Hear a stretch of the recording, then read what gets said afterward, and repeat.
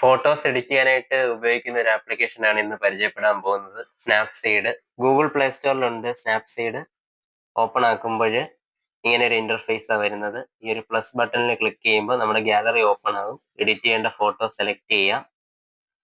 ഇവിടെ കുറച്ച് ഓപ്ഷൻസ് ഉണ്ട്. സ്റ്റൈൽസ്, ടൂൾസ്, എക്സ്പോർട്ട് എന്ന് പറഞ്ഞ സ്റ്റൈൽസ് ഫിൽറ്റേഴ്സ് പോലെയാണ്. ഇതിൽ മെയിൻ ആയിട്ടുള്ള എഡിറ്റിംഗിന്റെ പാർട്ട് എന്ന് പറഞ്ഞാൽ ടൂൾസ് ആണ്. അപ്പൊ ഇവിടെ ഇതില് tune, image, details, curves, white balance അങ്ങനെ താഴോട്ട് ക്രോപ്പ് ഒക്കെ ചെയ്യാനായിട്ടുള്ള ഒരുപാട് കാര്യങ്ങളുണ്ട്. ഒരു ഫോണിൽ നമുക്ക് അത്യാവശ്യം വേണ്ട ഒരു ഫോട്ടോ എഡിറ്റ് ചെയ്യാനായിട്ടുള്ള ഓപ്ഷൻസ് ഒക്കെ ഇതിലുണ്ട്. ഇനി ഈ ഒരു ഫോട്ടോ ജസ്റ്റ് ഒന്ന് എഡിറ്റ് ചെയ്ത് നോക്കാം. ടൂൺ ഇമേജിൽ ക്ലിക്ക് ചെയ്യുകയാണ്. ടൂൾസിൽ ടൂൺ ഇമേജ് ക്ലിക്ക് ചെയ്തു.